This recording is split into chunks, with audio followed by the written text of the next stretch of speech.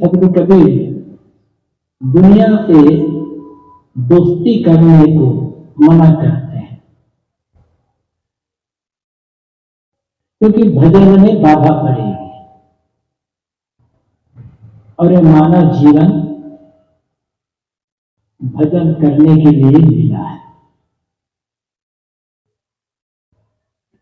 तो कोई प्रश्न कर सकता है, यदि दुनिया से दोस्ती करने में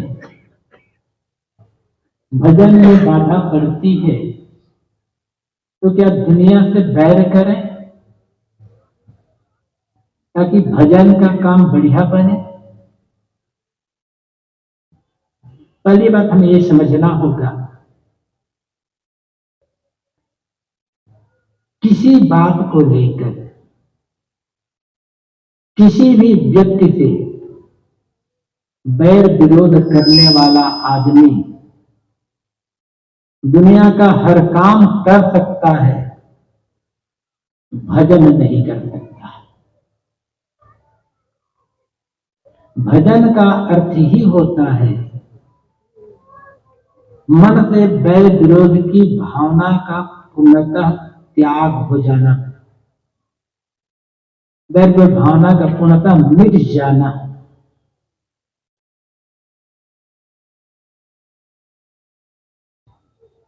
भजन और बैर, भजन और विरोध, भजन और लड़ाई झगड़ा दोनों साथ साथ नहीं चल सकते। चाहे वो बैर जमीन जायदाद को लेकर हो, पुत्र परिवार को लेकर के हो, मठ मंदिर को लेकर के हो, ईश्वर अल्लाह को लेकर कर हो, पूजा नमाज को लेकर हो, या किसी भी बात को लेकर के हो, यदि मन में बैर भाव है तो भजन हो ही नहीं सकता है। किसी से भी बैर रखकर किसी का भी मन शांत नहीं रह सकता है, और जब मन ही शांत नहीं है तो भजन का काम कैसे होगा?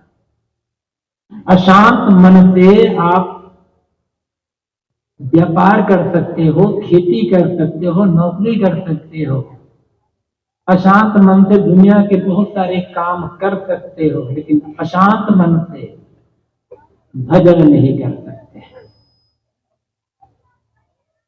आप प्रयोग करके देख ले, घर में किसी बात, किसी से, पति से, पत्नी से, सास से, बहू से, माता पिता से, बेटा से, भाई से झगड़ा करके आप पूजा करने बैठोगे तो आपकी पूजा मन पूजा में लगेगा नहीं, क्योंकि मन उद्वेलित रहेगा। वो झगड़े की बात बार बार याद आती रहेगी, पूजा कैसे बनेगी? और जब झगड़ा करके एक सामान्य पूजा का काम नहीं हो रहा है तो भजन का काम कैसे होगा? और जब एक भजन करने वाला आदमी दूसरों से बैर विरोध कर रहा है तो भजन न करने वाला आदमी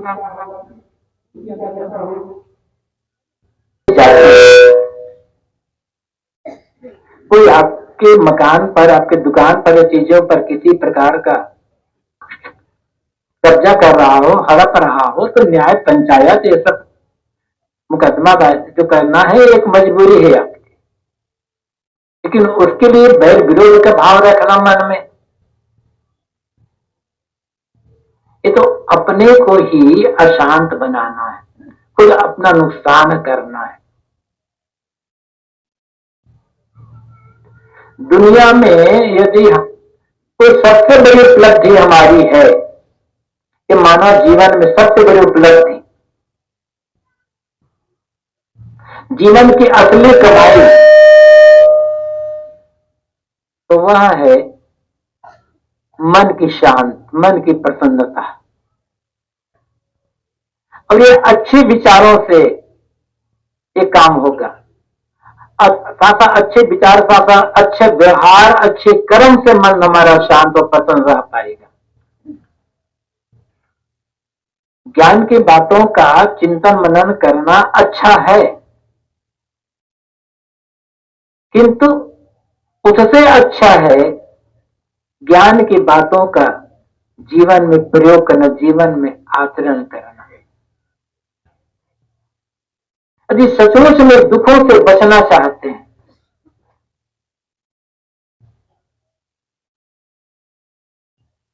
आत्मकल्याण का काम करना चाहते हैं, तो सबसे पहले तो नकारात्मक चिंतन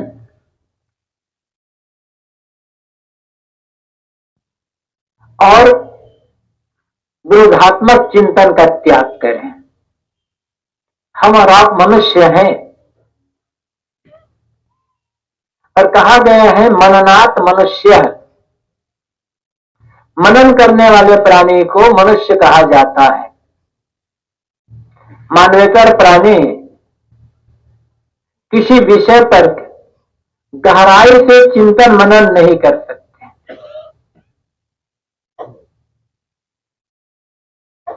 गहराई से चिंतन मनन आदमी ही कर सकता है। हमारे जीवन में मन बहुत महत्वपूर्ण है और ये मन ठीक है तो सब कुछ ठीक है, मन बेठीक है तो सब कुछ बेठीक है। मन को संभाल कर रखना, शुद्ध रखना या मन को बिगाड़ कर रखना, ये हर व्यक्ति की अपनी समझ पर निर्भर करता है। अपने उस व्यक्ति की खुद जिम्मेदारी होती है। कोई दूसरा व्यक्ति हमारे मन को न तो बिगाड़ सकता है और न सुधार सकता है। प्रेरणा दे सकता है, अच्छी प्रेरणा दे सकता है, बुरी प्रेरणा दे सकता है, लेकिन जब किसी में ताकत नहीं है कि हम न चाहें तो हमारे मन को कोई दूसरा बिगाड़ दे या कोई दूसरा हमारे मन को सुधार दे। क्या सोचना है क्या नहीं सोचना है, ये निर्णय तो हमारा हो गया ना। और दुख पीड़ा और साध से बचना चाहते हैं तो सबसे पहला काम नकारात्मक चिंतन, रागात्मक चिंतन का त्याग। नाना मत मतांतरों में जो नाम जप, मंत्र जप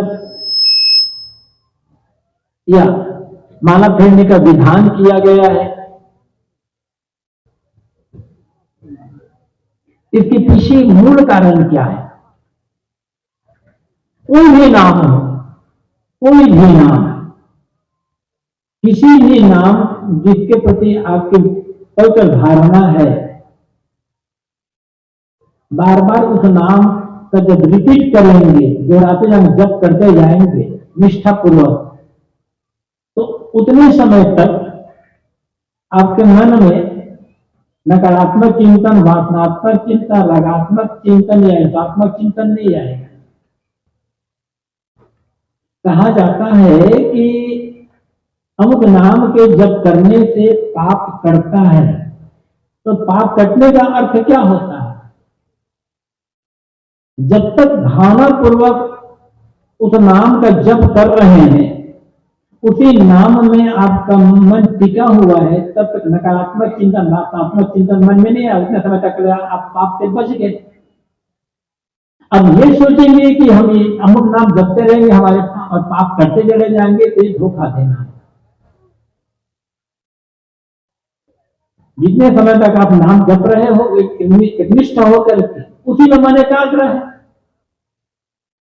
सबसे बड़ा पाप तो नकारात्मक या वासनात्मक चिंतन है ना, ईर्ष्यात्मक चिंतन है, उससे तो आप बच गए हैं।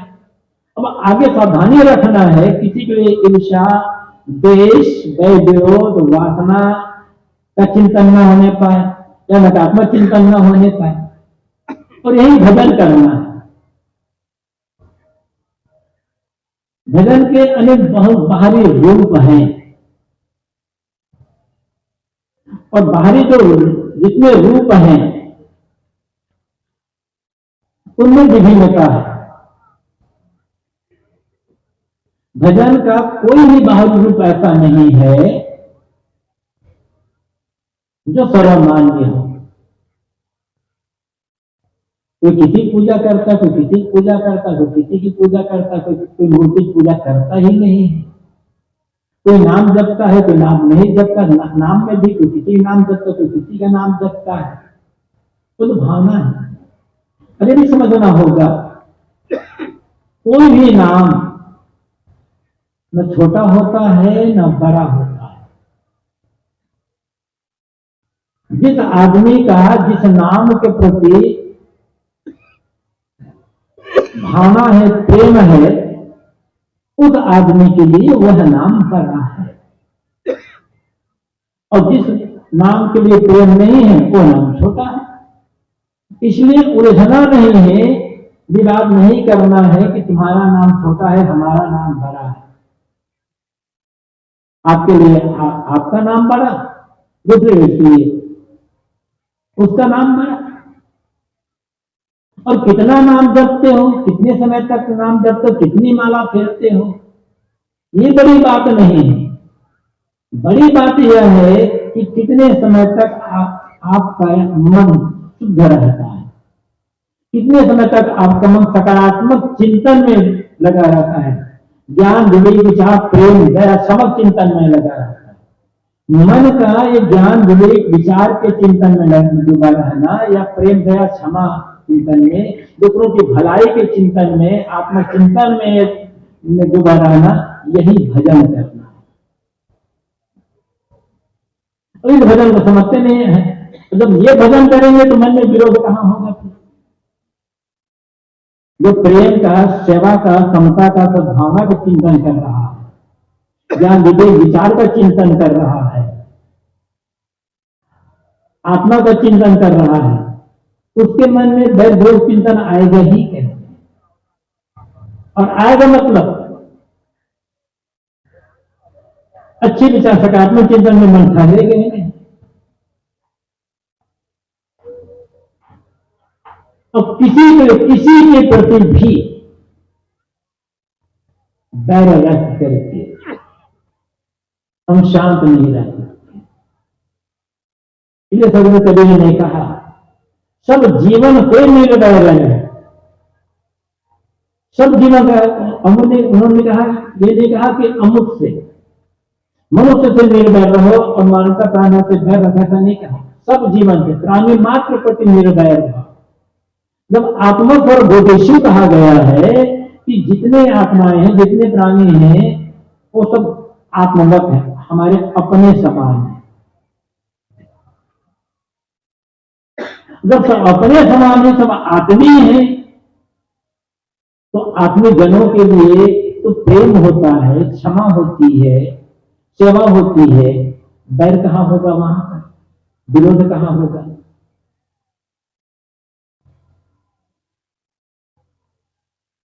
कोई किसी की पूजा करता है, कोई किसी पूजा को कहता है, कोई किसी को भगवान मानता है, कोई किसी को भगवान मानता है। अच्छी बात। भगवान का जो स्वरूप है उसमें भी लोगों की अलग अलग मान्यता है, एक रूपता नहीं है इसमें। लेकिन ये कहा जाता है भगवान तो एक है, और ये कहा जाता है भगवान सर्वत्र व्याप्त है, कण कण में परमात्मा है। अब ये केवल कथन मात्र है या हकीकत है, इस पर चिंतन करने का भी आवश्यकता नहीं है। यदि आपको सचमुच में विश्वास है, दृढ़तापूर्वक आप ये मानते हो कि भगवान, तो उसे भगवान कहो, परमात्मा कहो, ईश्वर कहो, अल्लाह खुदा कह लो, गॉड कह लो, परमेश्वर कह लो, ये सब शब्द है। इन शब्दों में उलझने की आवश्यकता नहीं। लेकिन ये माना जाता है भगवान एक है और कण कण में है। तो जरा सोचो, जिससे विरोध कर रहे हो वो आदमी कण कण से बाहर है कि कण कण के भीतर है? कण कण में है, तो जिसको गाली दे रहे हो उसमें भी भगवान है, इसका मतलब भगवान को गाली दे रहे हैं। कण कण में भगवान है, यदि तुम किसी को धोखा दे रहे हो मतलब भगवान को धोखा दे रहे हो। और कहते तो हम भगवान के भगत हैं, भगवान पूजा करते हैं। यदि विश्वास में किसी को भी, चाहे सामान्य गृहस्थ हो चाहे बड़े बड़े महात्मा हो,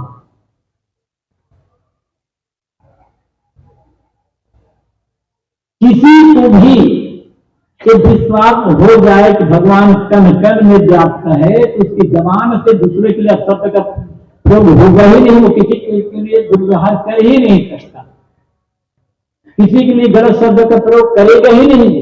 किसी विरोध करेगा कण कण में भगवान है, तब जबान से कह रहे हैं कि कण कण में भगवान है और व्यवहार में दूसरों के लिए हम ईर्ष्या कर रहे हैं, द्वेष कर रहे हैं, उसकी निंदा कर रहे हैं, बुराई कर रहे हैं। इतना ही नहीं, उसे चोट पहुंचाने का प्रयास भी कर रहे हैं। ये तो अपनी बात को अपना खुद न समझना है, फिर कहां भजन हो रहा है? भजन समझा कहां गया? इसलिए कबीरदास कहते हैं दुनिया से की दोस्ती परक भजन में। दुनिया से दोस्ती मतलब यहां दोस्ती करने का होता है मोह मत। दुनिया से मोह मत करो, दुनिया की सेवा करो किंतु मोह न करो, आसक्ति न बना। सेवा करना हमारा फर्ज है, कर्तव्य है, क्योंकि समाज द्वारा और जीवन निर्माण में या अन्य में बहुत बड़ा सहयोग मिलता है। तो हम भी कुछ ऐसा दें समाज को या कुछ ऐसा करें जिससे समाज के लोगों को कुछ सेवा मिले, सहयोग मिले। ऐसा कुछ भी न करें जिससे सामाजिक व्यवस्था में खलल पैदा हो, विघ्न पैदा हो और दूसरों को कष्ट हो।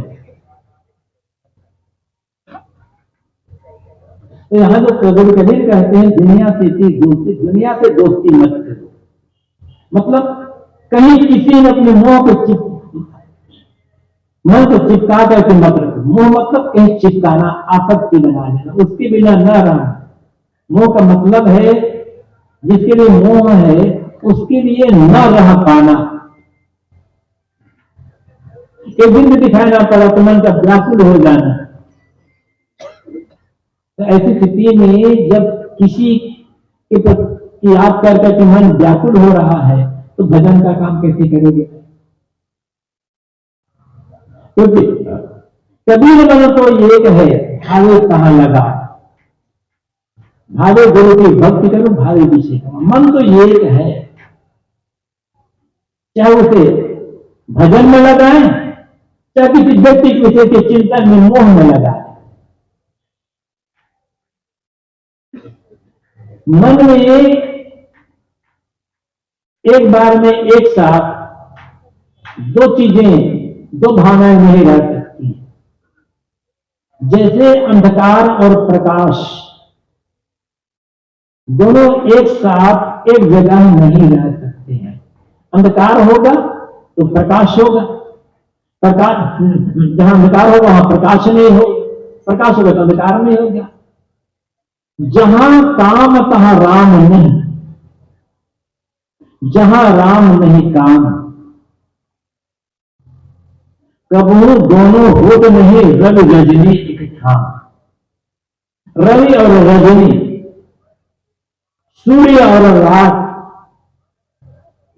दोनों एक साथ कभी एक जगह नहीं रह सकते हैं। सूर्य होगा तो वहां रात नहीं होगी, रात होगी तो सूर्य नहीं होगा। ऐसे मन में राम है तो काम नहीं होगा, और मन में काम है तो राम नहीं होगा। काम मतलब सांसारिक चिंतन, कामना, इच्छा, कृष्ण, प्रावरण की भावना, मतलब मन से कुछ भी सोचते हैं सब राम को छोड़ करके, आत्मचिंतन छोड़ कर जो कुछ भी चाहोगे वो सब काम में आ जाएगा। पूजा प्रतिष्ठा लालसा वो भी काम है, मां सम्मान लालसा वो भी काम है, मठ मंदिर के लिए लालसा वो भी काम है। तो मन में तो एक ही रहेगा ना, या तो काम रहेगा तो राम रहेगा। इधर कबीर साहब कहते हैं कि दुनिया से की दोस्ती पर भजन में भंग। दुनिया से दोस्ती करोगे, मन को दुनिया से इसमें चिपका करके रखोगे तो भजन में बाधा पड़ेगी, भजन नहीं हो पाएगा। और ये जीवन भजन करने के लिए मिला है, भोजन तो हमारी मजबूरी है, क्योंकि बिना भोजन खाए हम जीवित नहीं रह सकते। जीना है इसलिए खाना है, और खाना इसलिए है कि भजन करना है, क्योंकि जीवित ही नहीं रहेगा तो भजन क्या करेंगे, शरीर में बल ही नहीं रहेगा तो भजन क्या होगा। तो भोजन मजबूरी है और भजन जीवन का उद्देश्य है। भोजन तो पशु पक्षी भी कर लेते हैं, सुबह से शाम तक कोई भी प्राणी भूखा नहीं रहता, अपने अपने खाने पीने की व्यवस्था कर ही लेते हैं, लेकिन वे भजन नहीं कर सकते। भजन करने का सौभाग्य आदमी को ही मिला है। किसी ने बहुत बढ़िया कहा, थोड़ी चोट है, समझाने के लिए कभी कभी कुछ चोट करनी पड़ती है, इन कहने वालों ने चोट दी है, लेकिन चोट तब लगेगी जब हमारे भीतर संवेदना होगी। संवेदना ही नहीं होगी तो चोट क्या करेगी। किसी ने कहा है,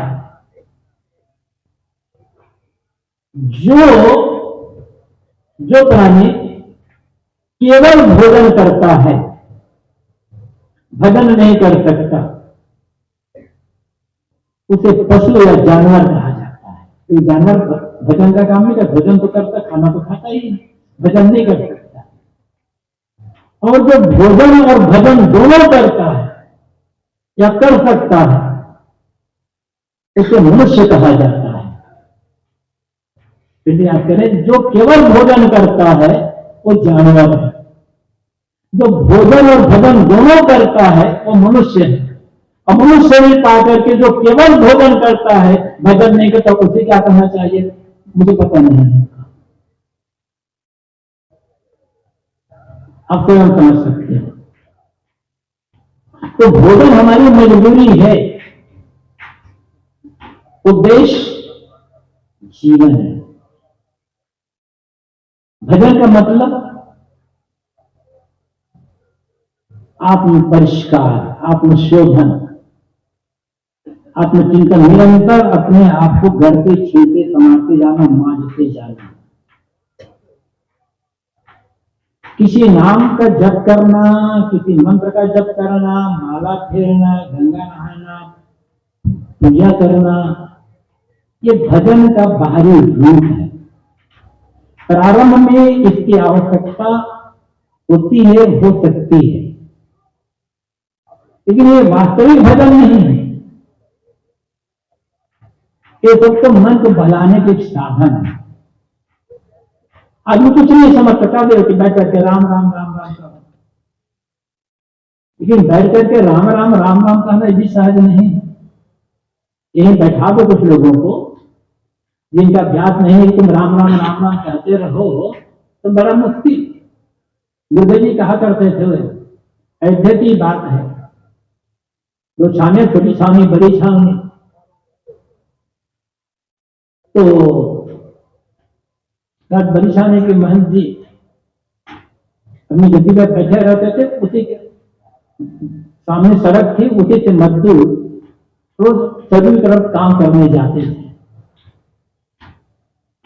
लगभग प्रातः 8-9 बजे के बीच, और शाम को 5-6 बजे वापस आते थे। लेकिन महंत जी अपनी गद्दी पर बैठे थे तो देखा कि मजदूर काम करने तो गए 8-9 बजे के लगभग, लेकिन थोड़ी देर में वापस आ गए, बहुत सारे मजदूर थे। तो महंत जी ने अपने शिष्य को भेजकर कहा, जाओ मजदूर लौट रहे हैं वापस, उनको बुलाकर ला, तो क्यों लगे जल्दी। मजदूर बुलाकर लाए गए। महंत जी ने पूछा कि आप लोग तो सब काम करने गए थे, रोज तो शाम को 5-6 बजे लौटते थे, आज जल्दी कैसे लौट गए। क्या महाराज जी, जाने में 5-10 मिनट का विलंब हो गया, इसलिए ठेकेदार ने हम लोगों का काम से आज हटा दिया। अब काम में भी हटा दिया, क्या करें महाराज, क्या कहेंगे। चिंता, महाराज जी ने कहा ऐसा कोई बात नहीं, चिंता मत करो, तुम यही देखो हमारे मठ में जलपान कर लो। तो जलपान करके बताए, इस हाल में यहां बैठ करके राम राम राम राम जप करते रहे। दोपहर में भोजन मिलेगा, शाम को खाना मिलेगा, और शाम को रोज में जितनी मजदूरी मिलती उतनी मजदूरी भी मिलेगी। बस शाम तक जितने समय तक काम करते उतने समय तक बैठ कर राम राम राम राम करना। उन मजदूरों को जलपान करा दिया गया, एक हाल दे दिया गया, फिर बैठ कर करो। 1-1.5 घंटा तक मजदूर लोग राम राम जपते रहे। तो इनमें से 2 मजदूर आकर के, महाराज जी कुछ खोदने खादने का काम है, बता दो, राम राम का नाम बैठ हमारे पास की बात नहीं है, तो भी सब नहीं कर सकते। तो ये एक मन को कहीं बढ़ाने का साधन है, गलत तो नहीं है। इनका खंडन क्यों किया जाता है।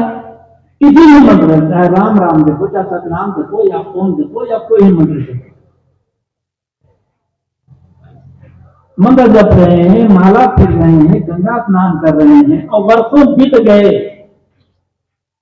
लेकिन तंबाकू बीड़ी सिगरेट जैसे दुर्व्यसन भी नहीं छूटा, तो कहां भजन हो रहा है। भजन का अर्थ है जीवन से सारे दोष, दुर्गुण, दुराचरण, दुर्दर्शनों का त्याग हो जाना। फिर किसी नाम को जपो या मत जपो कोई फर्क नहीं पड़ता। जीवन का पवित्र आचरण, इसलिए मैंने कहा कि आत्मशोधन, आत्म परिष्कार, निरंतर अपने आप को गढ़ते शेते संवारते जाना, एक भजन है। और इसके लिए चिंतन की आवश्यकता तो है ही, काम धाम करते हुए भी। तो आपने कहा है कि कर से काम, मन से राम, कहे कबीर करे दो काम, शरीर से मेहनत करो और मन को आत्मचिंतन में लगा करके रखो कि मैं शुद्ध बोध निर्माण निर्विकार हूं, ऐसा चिंतन। लेकिन जब काम से फुर्सत पाओ तब अकेले बैठे, और अकेले बैठ करके हमें और आपको अब सबका अपना अपना चिंतन करना है। अगर सोच ले हम किस समय महाकुंभ में यहां उपस्थित हैं, हम और आप सोचे 12 साल पहले जब कुंभ मेले का आयोजन हुआ था और मैं यहां आया था, सत्संग भी सुना था, संतों दर्शन का लाभ भी लिया था। इस 12 साल के बीत जाने के बाद मेरे कितने कितने कौन कौन से दोष घटे, कौन कौन सी बुरी आदतों का त्याग हुआ, जो गलत कर्म था, गलत खान पान था, उसमें से कितना घटे, सद्गुण कितना बढ़ा, सदाचार कितना बढ़ा, आत्मसंयम कितना बढ़ा। ये चिंतन करके जो दोष है, दुर्गुण है, दुराचरण है, उनको त्यागने का एक संकल्प लेकर के निरंतर उसको त्यागने का, घटाने का काम करते जाना।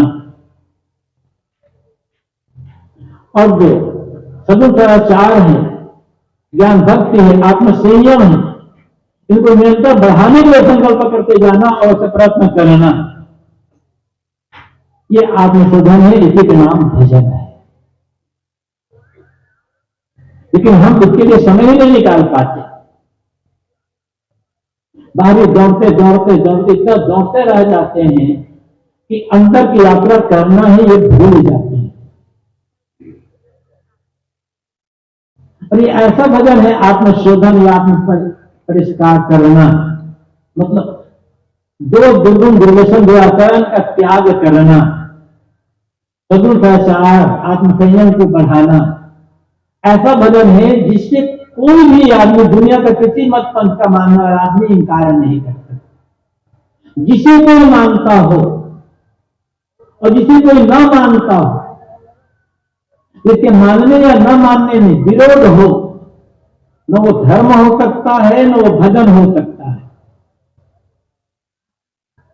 धर्म वह है जो सार्वभौमिक है, अमुक प्रकार की पूजा, अमुक प्रकार का पाठ, अमुक प्रकार का नाम जप, अमुक प्रकार का नमाज प्रार्थना, यहां फर्क है। और फर्क नहीं है, विरोध हुई, लेकिन दया, क्षमा, सत्य, विधि, विचार, प्रेम, सेवा, भक्ति, सहनशीलता, समता, एकता का भाव, ये किसी भी आवश्यक नहीं है। इसे आप किस मत संप्रदाय का कहो, जितने भी सद्गुण है, सदाचरण है, आत्मसंयम है, ये किस मत, किस संप्रदाय, किस जाति, किस पंथ वालों के लिए है? तो सार्वभौमिक है। तो जो सार्वभौमिक होता है वही धर्म है और वही भजन है। और इसी धर्म और भजन को जीवन अपना कर ही हम सही अर्थों में सुखी हो सकते हैं। बाकी अपने अपने ढंग से कोई पूजा करता भी, पाठ करता भी, कुछ करता है, उसकी मर्जी, उसका विरोध नहीं है।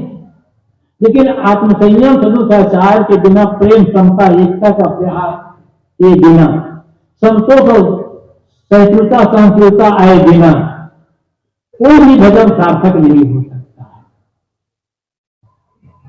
इसलिए वास्तविक भजन को समझना है। इसमें साहब को कहते हैं एकाएकी राम को के चिंतन के संग अकेले बैठकर राम का भजन चिंतन करना। तो राम चिंतन वही है, आत्मचिंतन करना, आत्मपुरस्कार करना, संतों के साथ बैठ करके जान करता करना जीवन क्यों मिला है, किस लिए मिला है, क्या करना चाहिए, उद्देश्य क्या है, इन सारी बातों को ज्ञान प्राप्त करना, इसमें जीवन की सफलता होगी। अब तक भजन काम बनेगा, अब तक हमारा जीवन सार्थक हो सकेगा। इसलिए सदगुरु कबीर साखी में कहते हैं, दुनिया सेती दोस्ती परत भजन में भंग, एकाएकी राम को के संतन के साथ। दुनिया से दोस्ती, अर्थात दुनिया से मोह मत करो, अपने मन को दुनिया में चिपका कर मत रखो, दुनिया की सेवा करो, दुनिया का काम करो। काम करना, सेवा करना गलत नहीं है, आवश्यक है, लेकिन वो उद्देश्य नहीं है, मजबूरी उद्देश्य है भजन करके कल्याण करना। उसके लिए अकेले भी बैठना होगा और संतो संगति में बैठना होगा, तब आप भजन समझेंगे और तब उससे हम बढ़ करके सत्य भजन करके हम जीवन का लाभ ले सकेंगे। आप सब बहुत बहुत धन्यवाद। अपने वाणी को यही कर दिया।